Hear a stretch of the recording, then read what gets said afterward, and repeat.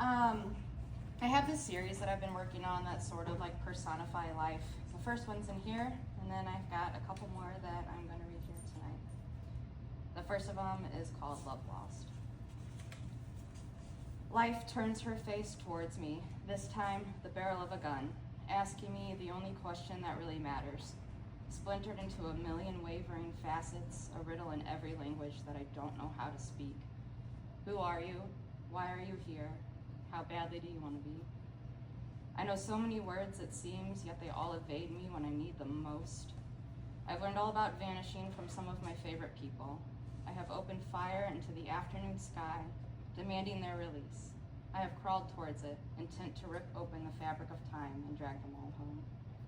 But the sky does not relent, so neither have I. I've been every kind of sick I know, but it's the getting better that counts in the end.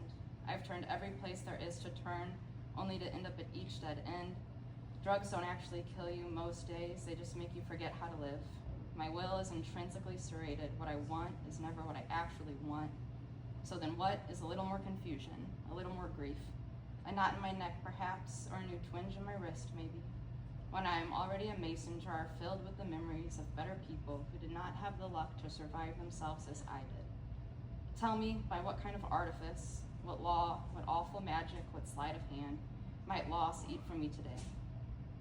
Every wound in the earth I've peered inside has taught me a new name for hurt, a new place inside me which needed to be filled.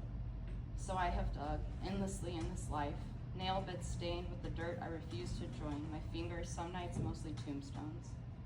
At the end of the day, substance was always a cruel God who ruled deftly and without forgiveness. It was a lonely way to worship. Prayers were each returned as blackbirds dissected before me, entrails forever revealing my every sin and shortcoming.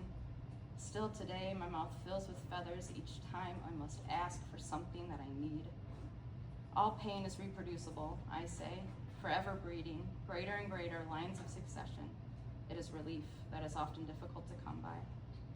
There are so many ways in which the body will ask for the things we can't. Lips turning blue to beg for breath, hearts speeding up to spill the blood they cannot find to hold, but I do none of these things instead. I spend most nights awake in my most dedicated study of what is wrong with others, and in the morning, the white lines of the highway drag me back home. I am clean in the way of an instrument which has been sterilized after many gruesome uses. I long ago buried the person I was when I was learning to survive, but I'll still bring flowers to her grave on occasion. Every graveyard on Gravway knows my name, but has finally stopped waiting for me to return their calls. I, too, once wrote love letters to drunk drivers and falling pianos. The guardian angels of gas station tap water carried me across 4 state lines just to drop me off at Kings Highway in Chippewa. I've been demon gossip. I've lost entire years to breaking. And yet, today, I choose not to take stock of myself by accounting for the things which are missing. Secrets demand space inside the body. I hide this one in my stomach, like something which I must digest endlessly, like something I crave but can never taste. Carbon steel overwhelms my palate. Life, forever on her own terms, demands her answers at last. I tell her that I would flood Basin Street in brass for a soul like this one, gifting back the heart which I've been holding on to for a friend, shaking and shimmying my way through the French Quarter, busking the electric violin for one last kiss.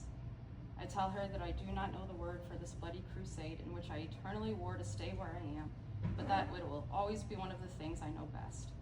I tell her that she'll never catch me with clean hands. Appeased, she grants me another day. Thank you.